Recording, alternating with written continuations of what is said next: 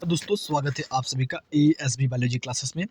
दोस्तों आज के इस क्लास में हम आपको पढ़ाने वाले हैं ह्यूमन एक्सक्रीटरी सिस्टम के बारे में। ह्यूमन एक्सक्रीटरी सिस्टम क्या होता है उसको हम समझेंगे। अगर हम बात करते हैं बेटा ह्यूमन एक्सक्रीटरी सिस्टम का काम क्या होता है, तो ह्यूमन एक्सक्रीटरी सिस्टम का जो मुख्य कार्य होता है कि शरीर से मेटाबॉलिक वेस्ट, विशेषकर अगर हम बात करते हैं जो नाइट्रोजनस वेस्ट होते हैं उनको बाहर निकालना और वाटर साल्ट बैलेंस को बनाए रखना होता है। कहने का मतलब ये होता है कि हमारे बॉडी में जो मेटाबॉलिक, ठीक है, मेटाबॉलिक वेस्ट तैयार होते हैं, ठीक है, मेटाबॉलिक जो वेस्ट आपके तैयार होते हैं उस वेस्ट को जो बाहर निकालने की प्रक्रिया होती है, विशेषकर जो नाइट्रोजनस वेस्ट होते हैं, जैसे कि अगर हम बात करते हैं आपका यूरिया, ठीक है, उसको बाहर निकालने की जो कार्य होती है उसको हम क्या कहते हैं, ह्यूमन एक्सक्रीटरी सिस्टम का मुख्य कार्य कहते हैं। साथ ही साथ ये क्या करता है, हमारे बॉडी के अंदर जो H2O होता है और प्लस जो आपका NaCl होता है, यानी कि इसके बैलेंस को बनाए रखने का कार्य करता है हमारा एक्सक्रीटरी सिस्टम। अब दूसरी बात अगर हम बात करते हैं तो एक्सक्रीटरी सिस्टम में मेन ऑर्गन कौन से आते हैं, तो एक्सक्रीटरी सिस्टम में जो प्रमुख अंगों की बात करते हैं तो प्रमुख अंगों में आपका आता है नंबर 1 पर आपकी जो किडनी होती है वही आती है। दूसरी बात अगर हम बात करते हैं तो किडनी के अलावा क्या आता है, आपका आता है यहाँ पर यूरेटर, ठीक है, यूरेटर की बात करते हैं, आपका क्या आता है, यूरेटर आता है। उसके बाद अगर हम बात करते हैं तो यहाँ पर आता है यूरिनरी ब्लैडर, क्या आती है, यूरिनरी ब्लैडर आती है। यूरिनरी ब्लैडर के अलावा अगर हम बात करते हैं तो यहाँ पर आता है आपका यूरेथ्रा, ठीक, यूरेथ्रा आता है। अब अगर हम बात करते हैं तो इन सारे अंगों के फंक्शन को भी हम आपको बताने वाले हैं। तो ये 4 मेन ऑर्गन हैं जो आपके ह्यूमन एक्सक्रीटरी सिस्टम के अंदर आती है।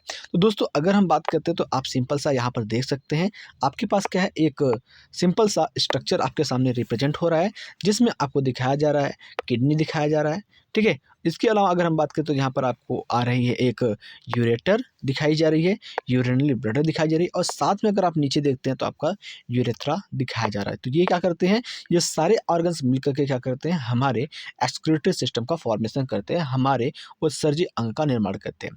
तो हम चाहते हैं कि आपको थोड़ा थोड़ा पॉइंट अभी हम बता देते हैं। जैसे अगर नंबर 1 पर हम बात कर लेते हैं किडनी क्या होता है, किडनी के बारे में थोड़ा सा बता देते हैं। फिर आपके बारे में उसके बाद हम बता देते हैं यूरेटर क्या होता है, यूरिनरी ब्लैडर होता है। उसके बाद यूरेथ्रा क्या होता है, इन सारे अंगों के बारे में हम थोड़े-थोड़े पॉइंट्स को अगर आपको बताएँ, तो इसके बाद जब आप एनसीईआरटी की लाइन्स को पढ़ोगे तो आपको काफ़ी ज़्यादा अच्छे तरीके से समझ में आएगा।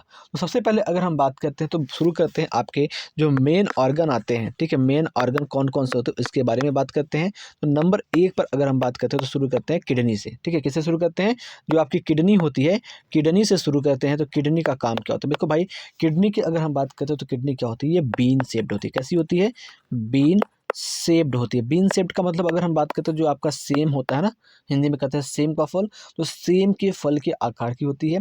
दूसरी बात अगर हम बात करते हैं तो इसका जो लोकेशन होता है, लोकेशन की बात करते हैं यानी कि ये कहाँ पर स्थित होता है, ठीक है, लोकेशन की बात करते हैं तो ये कहाँ पर स्थित होता है, इसकी स्थिति की बात करते हैं बेटा, तो जो आपकी एब्डोमिनल कैविटी होती है, क्या होती है, एब्डोमिनल कैविटी जो होती है, एब्डोमिनल कैविटी,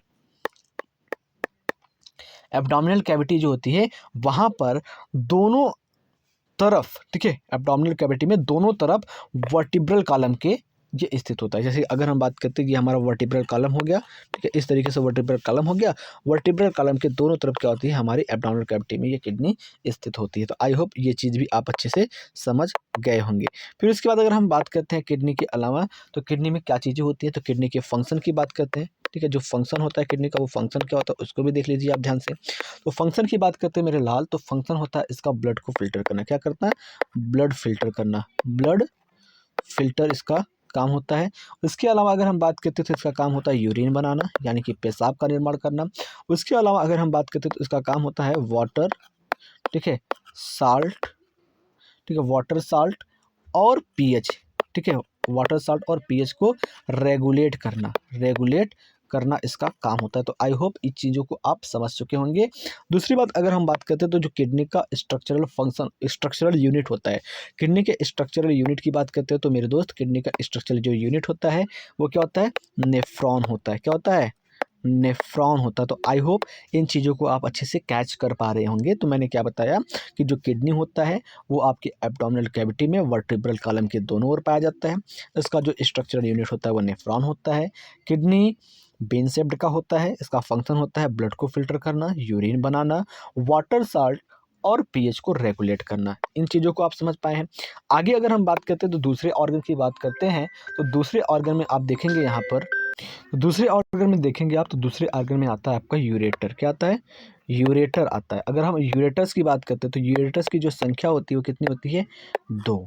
यहाँ पर देख पा रहे हैं, तो इस एक किडनी से क्या निकल रहा है? ये एक यूरेटर निकल रहा है। इस दूसरी किडनी से क्या हो रहा है? ये दूसरा यूरेटर निकल रहा है। अब इस यूरेटर का काम क्या होता है बेटा? तो यूरेटर का जो काम हो वो क्या करता है? किडनी से क्या करता है?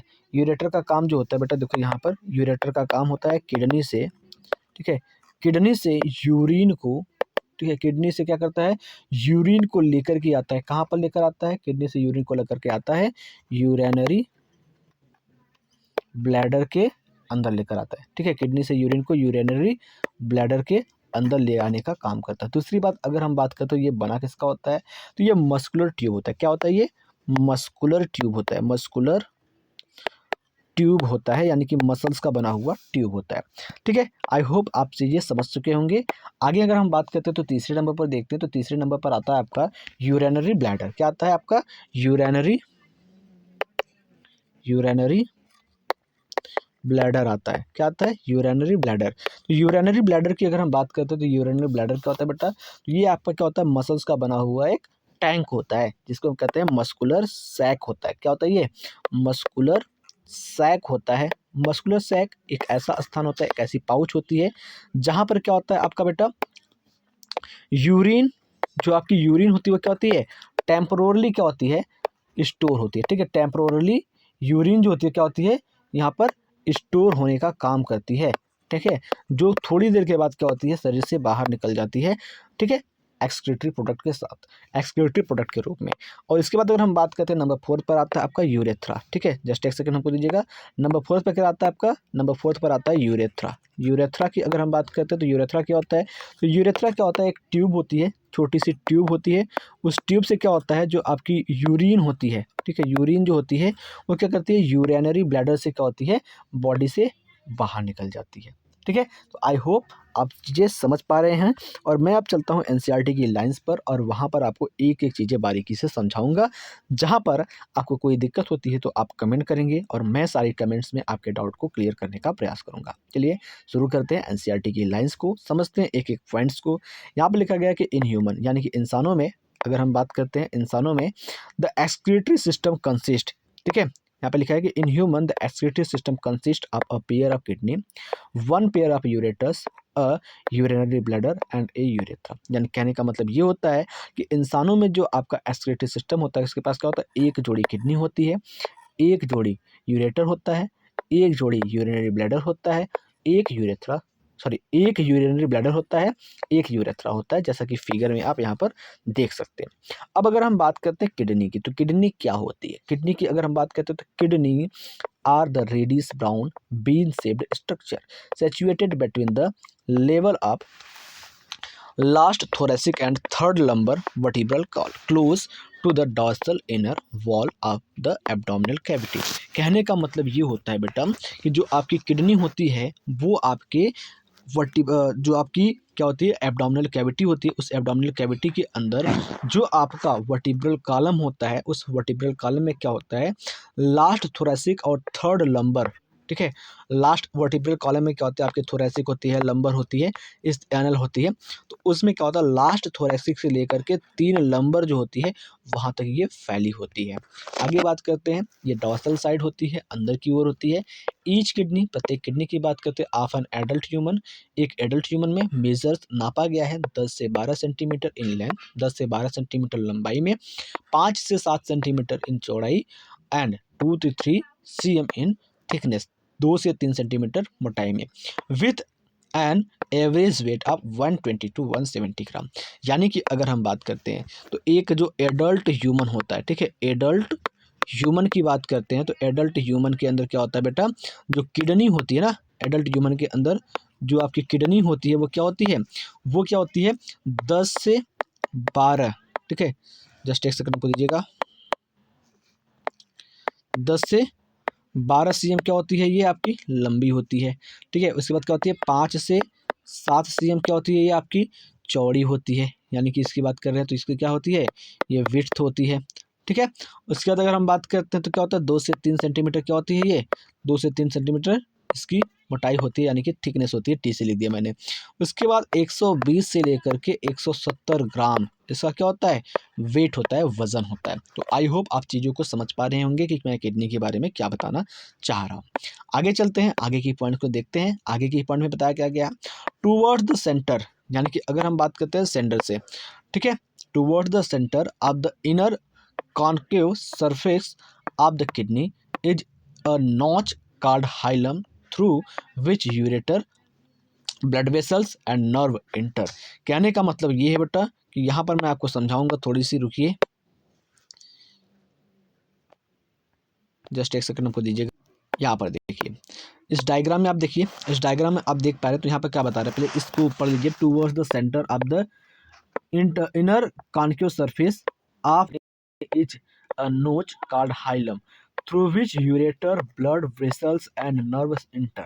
यानी कि अगर हम बात करें तो यहाँ पर किडनी है, इस किडनी में देखिए यहाँ पर क्या है, यहाँ पर ये सेंटर पॉइंट है, इस सेंटर पॉइंट से क्या हो रहा है, जस्ट एक मिनट मुझे कलर चेंज करने दीजिए तो आपको अच्छे से समझ में आएगा। मैं कौन सा कलर लूँ, यहाँ पर ये कलर लेता हूँ, ठीक है। तो ये किडनी का सेंटर है, इस किडनी के सेंटर में देखेंगे तो जो आपका यूरेटर होता है वो एंटर कर रहा है, ब्लड वेसल्स एंटर कर रहा है, और इस सेंटर वाले पार्ट को क्या कहते हैं, हम हाइलम कहते हैं।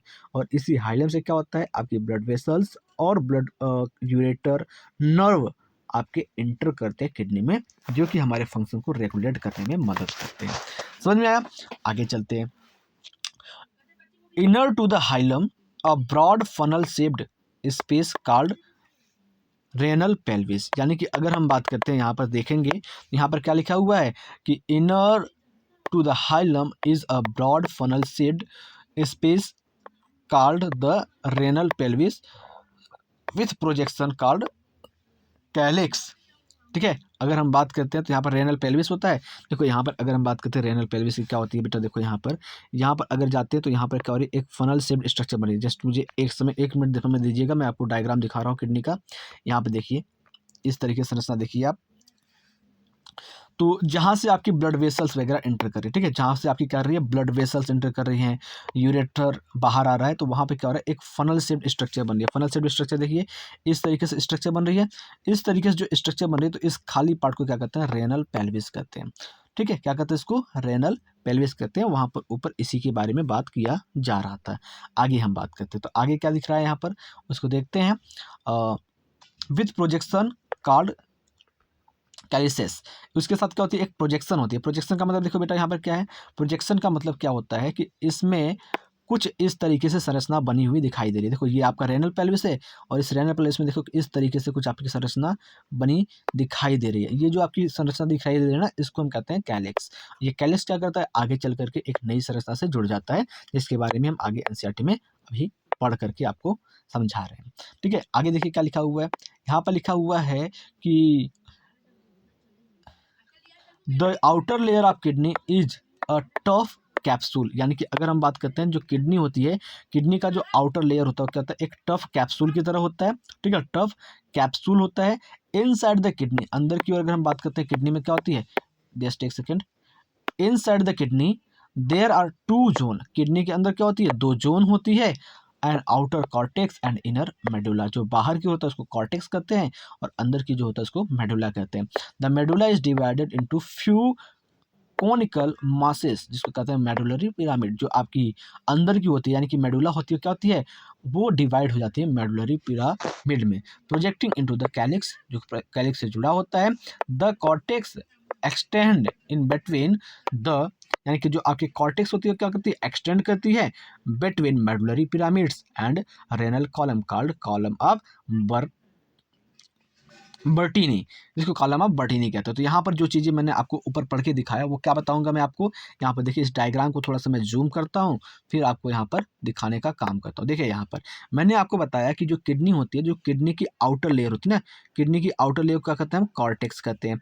उसके साथ अंदर की जो लेयर होती है, उस अंदर की लेयर को क्या कहते हैं हम, सॉरी, आउटर लेयर को हम मेडुला कहते हैं, और अंदर की लेयर क्या कहते हैं हम, कॉर्टेक्स के नाम से जानते हैं। जो आउटर लेयर होती है उसका कहते हैं हम कैप्सूल मेडुला, यानी कि अगर हम बात करते हैं कॉर्टेक्स, कॉर्टेक्स के नाम से जानते हैं अंदर की लेयर को। आगे अगर हम बात करते हैं तो आगे की संरचना आप इस तरीके से देख पा रहे हैं। तो यहाँ पर क्या हो रहा है, एक पिरामिड बन रहा है। इस पिरामिड को हम क्या कहते हैं, इस पिरामिड को हम नाम देते हैं, आपका बताते हैं, मेडुलरी पिरामिड कहते हैं। और ये मेडुलरी पिरामिड के बीच बीच में क्या होता है, रेनल कॉलम बना होता है। तो आई होप आप चीज़ों को समझ पा रहे होंगे। आगे चलते हैं हम किडनी की संरचना की ओर और यहाँ पर पढ़ते हैं, चीज़ों को समझते हैं, पॉइंट्स को।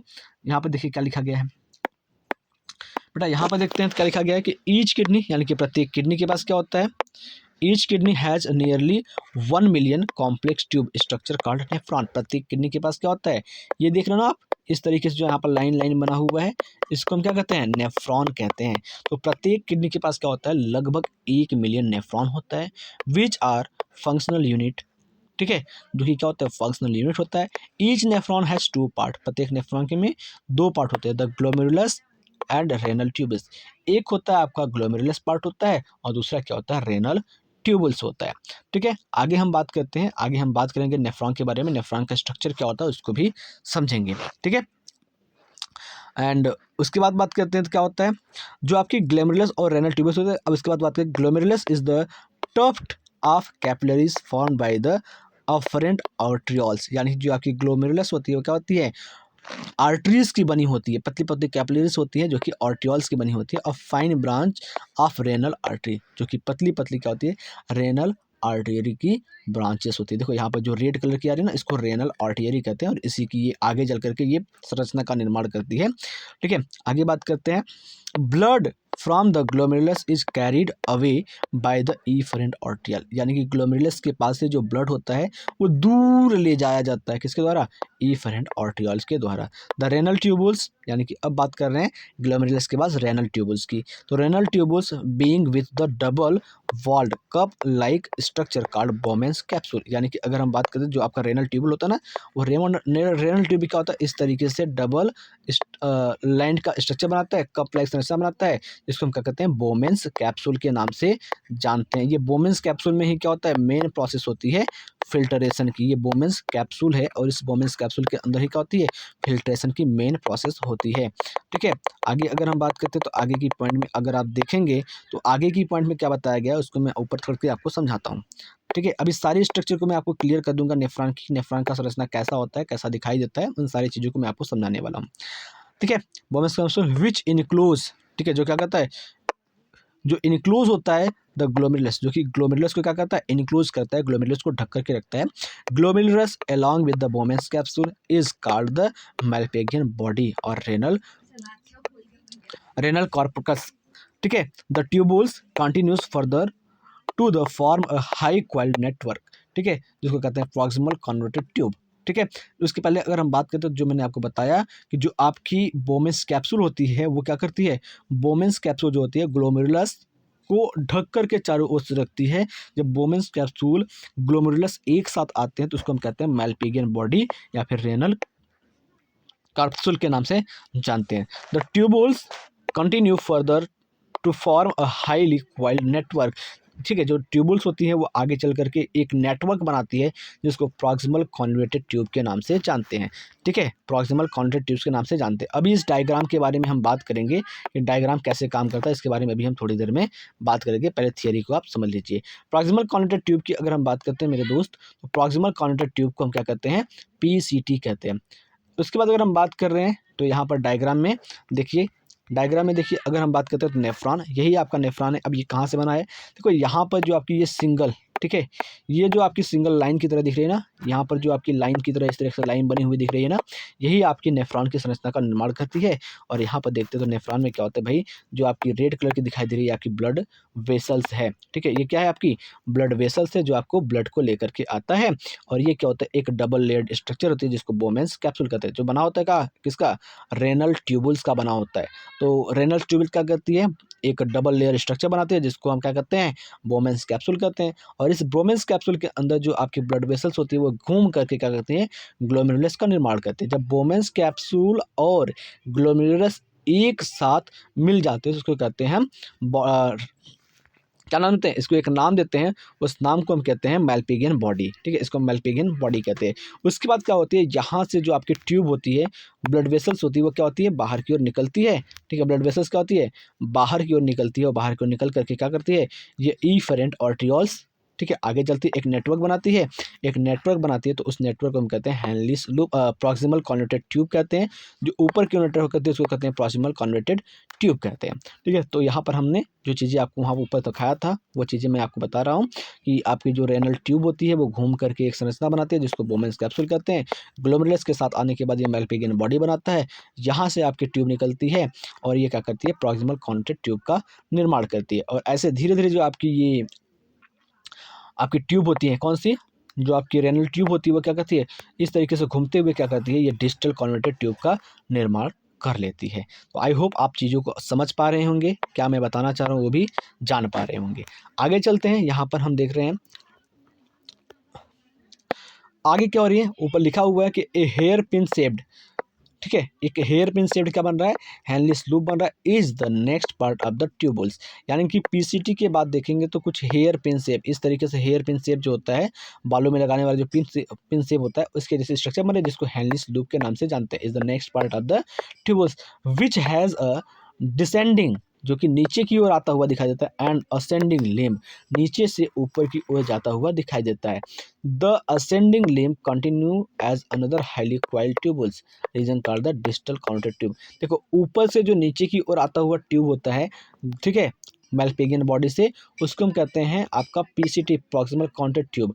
उसके बाद हेनली लूप से हो करके फिर वापस जा करके जो कुंडली बनाता हुआ संरचना होता है, उसको हम डीसीटी यानी कि डिस्टल कॉन्टेड ट्यूब कहते हैं। तो DCT of the many Malpighian open into the straight tube, जो आपकी डीसीटी होती है, डिस्टल कॉन्टेड ट्यूब होती है, वो एक स्ट्रेट ट्यूब के अंदर क्या होती है, ओपन होती है, ठीक है, एक स्ट्रेट ट्यूब के अंदर क्या होती है, ओपन होती है, जिसको कहते हैं कलेक्टिंग डक्ट, कलेक्टिंग डक्ट के नाम से जानते हैं।